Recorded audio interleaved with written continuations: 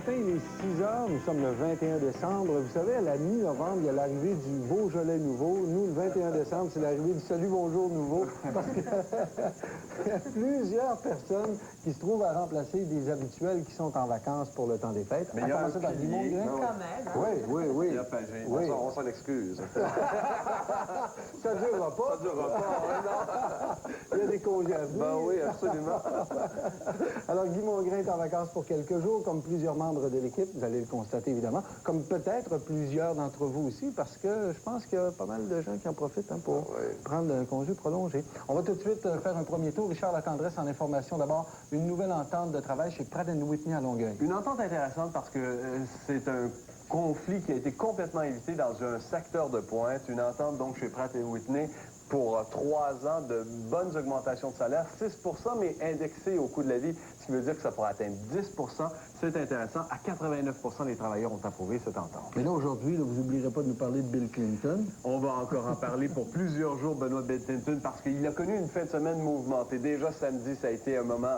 On abuse du terme, mais vraiment, c'est un moment historique. D'abord, il avait été... il y a ces deux des 4 articles de décision qui avaient été approuvés. Pourtant, les sondages confirment encore, d'abord, qu'il est populaire. Les Américains continuent à approuver son travail, mais surtout, le magazine Time le fait personnalité de l'année avec, cependant, Kenneth Starr. Avec son ami. Oui, voilà. Le procureur indépendant est responsable de sa misère. Ça veut dire quand tu te retrouves côte à côte à la première page. Je ne sais pas si on va faire le début de la première page. Hein? Juste à moitié. Ouais.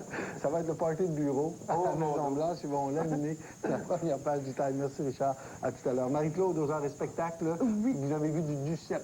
Oui, je savais chez Duceppe, quand même, pas du Duceppe. Oui. Mais au théâtre Jean Duceppe, on présentait Jeanne et les Anges, en collaboration avec le théâtre Niveau Parking, une compagnie de la Ville de Québec. Alors, des acteurs de Québec, très bons, une bonne pièce qui nous plonge dans les années noires de Duplessis. Donc, une époque un peu révolue, mais c'est intéressant de voir, de se plonger dans cette époque qu'on a oubliée avec des valeurs où l'Église était très présente. Donc, je vais vous en parler à 8h10. Et à 7h10, c'est bien sûr... À 8h10, on vous en parle de la pièce Jeanne et Légende. Et à 7h10, on vous parle de l'agenda, c'est-à-dire de tout ce qui se passe et de tout ce que vous pouvez faire, tout ce que vous pouvez faire dans le temps des fêtes, entre Noël et jour de l'an. Donc, c'est le temps de planifier un peu... les vacances, hein? Nous, on est en vacances, il y en a qui sont en vacances. Il y en a du spectacle à ce moment-là. Spectacle sportif. Ben, les vacances sont terminées pour Donald Odette. Lui, non, il reprend le boulot pendant le temps des fêtes. Je ne sais pas s'il est payé en double et demi, parce qu'il y a plusieurs personnes dans le temps des fêtes qui sont payées en double et demi.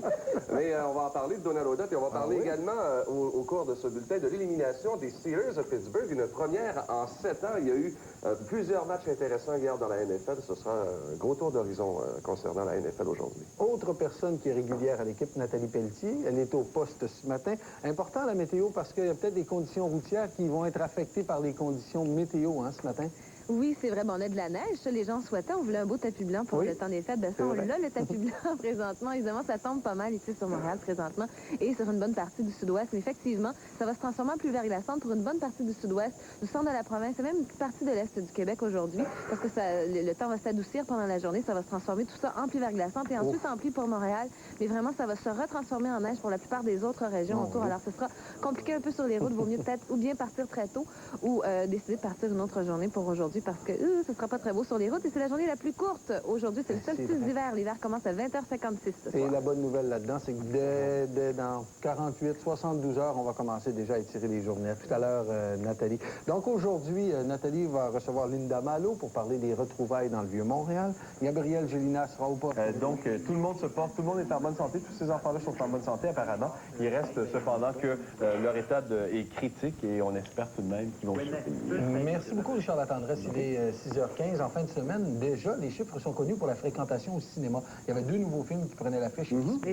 T'arrives, là, puis toi, t'as des petites courses à faire de dernière minute. T'as pas beaucoup de temps. Donc, t'as pas le temps de chercher un stationnement. Alors, moi, quand je suis arrivée ici cette semaine, puis j'ai vu le service qui était offert, j'ai dit, c'est génial. Cette dame n'est pas la seule à faire des achats à la dernière minute. À quelques jours de Noël, les gens ont envahi les centres d'achat. Vous êtes pressés? Oui, parce que c'est le dernier temps avant Noël, alors il faut se dépêcher, puis on n'a pas fini. On travaille de jour et de soir, alors il faut terminer tout de suite. Certains ont d'autres excuses pour expliquer leur retard. Ils ne se sentent tout simplement pas dans l'ambiance des fêtes. Vous ne vous sentez pas encore dans l'ambiance? Ben, il y avait la question du travail qui nous occupe beaucoup, puis après ça, ben, la température aussi qui n'est pas tellement incitative. Hein? Mais peut-être avec cette neige-là, ça nous pose avantage. Les commerçants aussi ont remarqué que les gens accusaient un retard dans les préparatifs de Noël. On ne sent pas du tout dans l'ambiance des fêtes. Pas du tout, du tout. Je ne sais pas si c'est parce qu'il n'y a pas de neige à l'extérieur. J'ai aucune idée, mais il va falloir à un moment donné que les gens là, se décident parce que en fait, c'est très, très long. Même avec le chapeau, vous ne vous sentez pas dans l'ambiance de Noël? Non, on essaie d'attirer la clientèle quand même avec le petit chapeau de Mère Noël, mais tranquille. Nos 4 dernières journées, le 21, 22, 23, 24, c'est ceux-là qui vont être importantes pour nous autres. Les gens seraient à la dernière minute? Oui. Il reste quand même des gens qui ont pris de l'avance ou qui, tout simplement, n'avaient pas le choix. Parce qu'on a des jeunes enfants, ça a été assez bien. Les autres, ils nous ont fait penser que c'était Noël. Ève-Marie Lortie, TVA, à Québec. Je vous l'avais dit que Robert Plouffe était parti au magasinage. Il y est resté et c'est Ève-Marie qui a préparé le reportage. Le Pentagone promet de recommencer si nécessaire. Alors, ce qu'on raconte, c'est qu'après 4 jours de frappe, l'Irak proclame sa victoire face à sa confrontation avec Washington. Les appels à une solution diplomatique se multiplient, particulièrement de la part du monde arabe qui ne cache pas sa colère. Et la photographie nous montre une Irakienne vivant en Allemagne en présence d'une centaine de musulmans qui ont manifesté hier à Strasbourg en qualifiant Clinton de meurtrier. On raconte également que Washington est sous le choc après la mise en accusation samedi par la Chambre des représentants du 42e président des États-Unis. Bill Clinton doit gagner sa dernière bataille pour échapper à la peine de mort politique. 40% des Américains jugent sa destitution, sinon inévitable, du moins préférable à un nouvel épisode dans le psychodrame national. Maintenant, la presse. Bill Clinton ne baisse pas les bras. Le président s'applique à poursuivre son travail malgré la menace de destitution qui pèse sur lui. Et il y a un article assez intéressant sous un tout autre sujet. Il s'agit d'une femme de 27 ans qui a donné naissance à des octuplés. C'est arrivé à Houston, au Texas. Après avoir accouché d'une petite fille prématurée de 12 semaines, le 8 décembre, Nemchukwu a mis au monde hier 5 filles et 2 garçons prématurés de 10 semaines. Les 8 sont dans un état critique cependant. Et la photo qu'on vient de voir, c'est l'animatrice Julie Snyder qui a participé hier à une distribution de paniers de Noël à Mirabel, en présence bien sûr du célèbre personnage lui-même, le Père Noël. Et Nathalie Petowski a rencontré Jean-Pierre Coallier qui a reçu le plus beau train électrique de sa vie. On fait bien sûr ici allusion aux 474 000 auditeurs de sa nouvelle station classique, CJPX. Un beau cadeau pour ce pionnier de la radio. Ah, puis il s'amuse à part ça avec sa station de radio. Semble-t-il. Le Journal de Montréal parle de ce dangereux évadé retracé au Costa Rica. Oui, un dangereux évadé québécois retrouvé au Costa Rica. Il s'agit d'Yvon Blanchet et qui avait de faux papiers du nom de Robert Plouffe. Ça n'a rien à voir. C'est pour ça qu'on ne trouvait pas Robert Plouffe tantôt. Oui. Ça n'a rien à voir avec notre collègue. Pas du tout. Sous une note un peu plus triste, la vice-présidente de Vidéotron perd la vie tragiquement. Il s'agit de Suzanne Renaud, la fille, dit-on, de Monsieur Paul Renaud, fondateur d'Ogilvy Renaud. Oui, dans le soleil? Dans le soleil, on parle d'une colère à Saint-Nicolas, 2 rapports contradictoires concernant les risques d'affaissement d'une falaise. On parle de la ministre Agnès Maltais qui lorgne d'éventuels surplus pour la culture et d'un bénévolat contagieux, celui de Nez Rouge. Rapidement, le nouvelliste? Eh bien, peut-être dans le droit, on pourrait encore une fois parler de Clinton. Je continuerai à travailler, c'est le vœu que souhaite ce président américain. C'est ce qu'il souhaite, oui. Voilà. Merci Armand, on se retrouve un petit peu plus tard. À 6h32, on va faire une pause et tout de suite après, nous aurons Richard Latendresse à l'information qui va nous parler d'Irak, évidemment. Et au sport, Pierre Pargé nous dira que Rocky sera... Richard, en Israël, le chef du gouvernement vit une situation semblable à Bill Clinton, c'est-à-dire qu'il est aussi contesté par ses pairs. Oui, en fait, ce qui se passe en Israël, c'est qu'il va y avoir aujourd'hui un vote au Parlement israélien, à la Knesset, c'est le nom du Parlement israélien. Ce qui se passe tout simplement, c'est que la coalition du gouvernement a été ébranlée parce que il y a eu cet accord de White Plantation. Les plus extrémistes au sein du gouvernement ne voulaient pas que le premier ministre signe cet accord-là. Les plus modérés sont partisans de l'accord, mais le premier ministre ne veut pas l'appliquer. Alors bref, on est déchiré au sein du gouvernement. Il va y avoir un vote important aujourd'hui et le gouvernement israélien risque de tomber. Et en Irak, on y revient encore une fois, après la fin de l'opération Renard du désert, tout le monde crie victoire. Autant du côté américain et britannique que du côté irakien. Il y a d'abord Saddam Hussein qui a souligné, à son avis, la nette victoire de son pays et il a félicité son peuple. Il faut dire que Saddam Hussein estime tout simplement avoir remporté cette victoire parce qu'il était en poste et il tient bien son pays en main. Le personnel humanitaire de l'ONU évacué vendredi de l'Irak vers la Jordanie devrait rentrer au cours de la semaine, probablement demain ou plus tard mercredi, en Irak. Sur place, les États-Unis, c'est-à-dire dans le Golfe Persique, dans toute la région, les États-Unis maintiennent leur dispositif et se déclarent prêts à l'utiliser si Saddam Hussein reprenait son programme d'armement. Juste pour vous dire que les manifestants un peu partout à travers le monde ont continué de dénoncer cette situation. Il y a le Conseil de sécurité de l'ONU qui se réunit aujourd'hui. On va décider qu'est-ce qu'on va faire avec le programme de contrôle de l'armement irakien. Richard, quand on arrive à Mirabel ou à Dorval, il y a une étape qui est incontournable, c'est celle des douanes. Et il y a eu toute une surprise pour un évadé québécois hier aux douanes. Oui, un homme qui se trouvait en Amérique centrale, Dominique Carpin, qui s'attendait sûrement pas à avoir l'accueil auquel il a eu droit. Oui, Yvon Blanchette, 53 ans, qui est soupçonné d'avoir mitraillé 2 gardiens de prison le 11 novembre 1997 à la prison de Valleyfield, a été arrêté par la Sûreté du Québec. Il a été arrêté à l'aéroport de Mirabel à son arrivée du Costa Rica. Les enquêteurs de la Sûreté du Québec avaient perdu la trace de cet homme, mais récemment, on a eu vent qu'il était au Costa Rica. Alors, on a envoyé en Amérique centrale 2 enquêteurs et à l'arrivée à l'aéroport, on a aperçu M. Blanchette.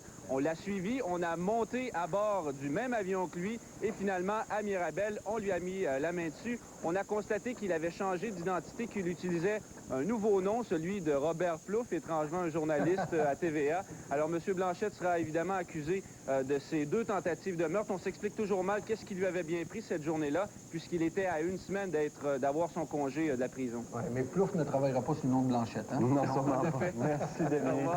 Au revoir. Merci bien. À Saint-Nicolas, Rive-Sud de Québec, les gens sont en colère contre la municipalité. Hein? Naturellement, c'est cette histoire de l'affaissement, des risques d'affaissement de la falaise. Marie Lortie, il y a un projet d'évacuation de résidence limité qui énerve, qui agace les gens. Oui, à Saint-Nicolas, on se souvient, il y a déjà 2 maisons qui ont été évacuées l'automne dernier en raison des risques d'effondrement de la falaise. Maintenant, il y en a 12 autres qui devront aussi être évacuées. La municipalité a pris sa décision après avoir lu le rapport de la firme d'ingénieurs Golder. Cependant, il n'y aura pas d'évacuation avant le printemps, avant le dégel et la fonte des neiges. On dit qu'à ce moment-là, le danger va augmenter et que ça va presser d'évacuer. Le maire de Saint-Nicolas a voulu être rassurant hier. Il n'a cependant pas annoncé de solution de dédommagement pour ces 14 familles. On a tout à fait tassé la possibilité d'expropriation. Le comité des citoyens d'abord réagit calmement, mais plus tard hier, ils ont lu le rapport attentivement et là, ils sont tout à fait en désaccord avec ce que la municipalité a retenu. Il y a une rencontre qui est prévue ce soir avec tous les citoyens. Ça va brasser. Oui.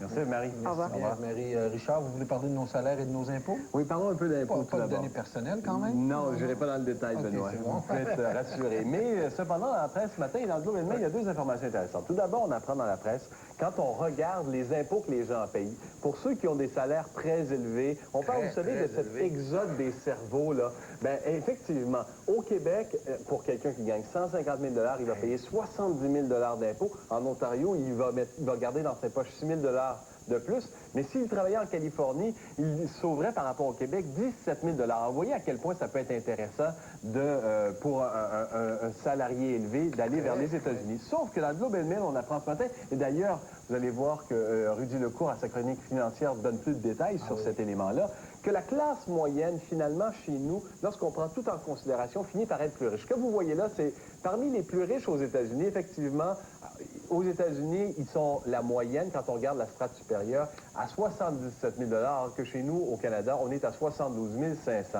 Et chez les plus pauvres, on est quand même plus riche chez nous. Vous voyez, aux États-Unis, les plus riches sont plus riches, mais la classe moyenne et les 4 000 $ plus riches chez nous, et les plus pauvres, même si 10 000 sont moins pauvres qu'aux États-Unis. C'est ça, ça reste quand même très pauvre. Là. Il ne faut pas se féliciter d'être pauvre. Là. Mais en réalité, c'est quand même, quand on regarde les revenus de la classe moyenne et des plus pauvres, il faut mieux être Canadien qu'Américain. Bon, et il y a dans le domaine des assurances des fraudes énormes qui sont rapportées. Savez-vous que, bon an, mal an, là, il y a environ 1 300 000 $ qui ont réussi à frauder des assureurs. Les gens font différentes tactiques. Là. On donne toutes sortes d'exemples. C'est la Coalition canadienne contre la fraude à l'assurance qui révèle, par exemple, le cas d'un homme dont la maison avait complètement flambé lors d'un incendie. Et finalement, on a retrouvé dans une sorte d'entrepôt tout son équipement à lui. Dans un autre cas, l'homme avait avait acquitté d'un droit de douane sur un stéréo qu'il n'avait pas. Et il est arrivé à son assureur avec une facture pour un remboursement du stéréo qu'il n'avait pas, mais qu'il s'était fait voler. Vous voyez à peu près le genre. Tout ça pour vous dire que la fraude à l'assurance est le deuxième crime le plus payant en Amérique du Nord, tout juste précédé par le trafic des stupéfiants. Il n'y en a pas un qui avait réclamé un bateau qui était plus long que son garage? Exactement. Après avoir mesuré le garage, on s'est rendu compte qu'il n'avait pas raison. C'est un déraillement de train, ça? Oui, c'est un déraillement de train au Texas. C'est survenu hier. Il y a 15 passagers qui ont été blessés dans ce déraillement de train-là. C'est survenu au cours de la nuit.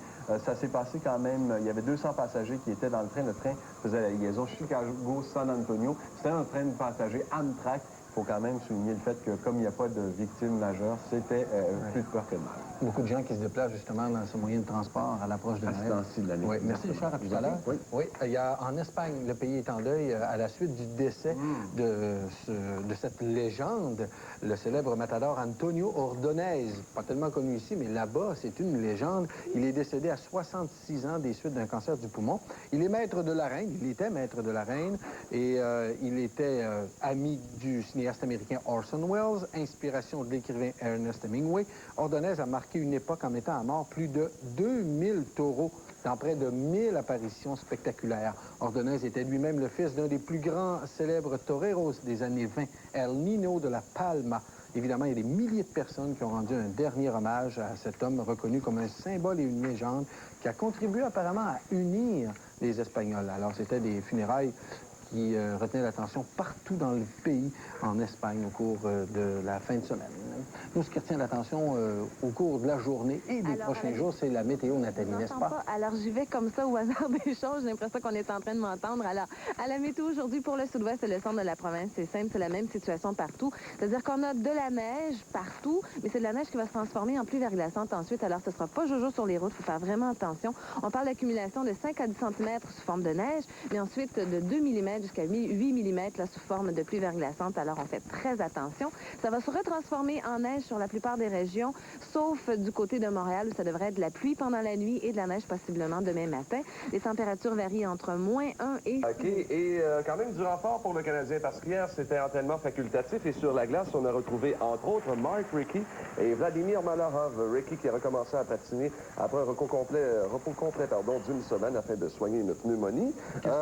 Quelles sont les chances réelles? Ben, écoutez, hier, il semblait en pleine forme sur la patinoire. Donc, ça semble très, très bon, quasi à 100% dans son cas.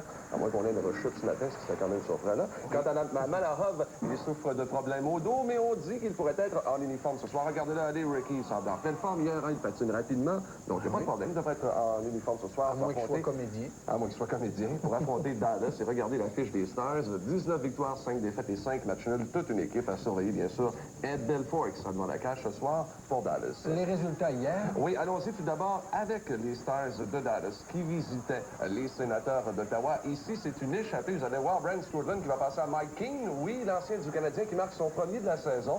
Dallas qui va l'emporter 3-2, mais sur un but tout à fait, mon doux, tannant. Il fait fatigant pour... Oui, parce que regardez la manière que ça se passe. C'est le défenseur d'Ottawa qui marque directement dans son filet. Victoire de 3-2 de Dallas. Dans l'autre match, les Islanders de New York ont perdu 4-2 face aux Coyotes de Phoenix. Pour les Coyotes, c'est 11 matchs de suite à domicile maintenant, sans subir la défaite. Keith Tkachuk était de retour au jeu. Il a marqué son 16e de la campagne, donc un gain de 4-2. Et c'était Nikolai Hadiboulin qui gardait hier pour les Coyotes de Phoenix. Les autres résultats de Ligue nationale, Tampa Bay est allé chercher un point contre Philadelphie. C'est rare. Match nul de 2-2, oui, c'est assez rare. Et Donald Odette a souligné son retour au jeu avec les Kings de Los Angeles. Premier match, premier but, 4-1, les Kings contre les Blackhawks. Odette, après son échange, le jour même, a dit tous les joueurs de la Ligue gagnent actuellement dans leur négo. Il n'y a que les joueurs qui gagnent. C'est vrai, absolument. Bon football. Oui, bien, NFL, hier, les Falcons d'Atlanta ont gagné. Ils ont dansé de joie parce qu'ils ont...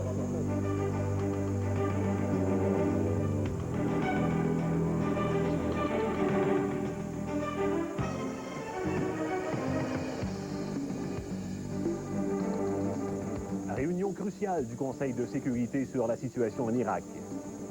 Nouveau contrat de travail avantageux pour les employés de Pratt & Whitney à Longueuil. Montréal, un incendie qui pourrait être lié à la guerre des motards.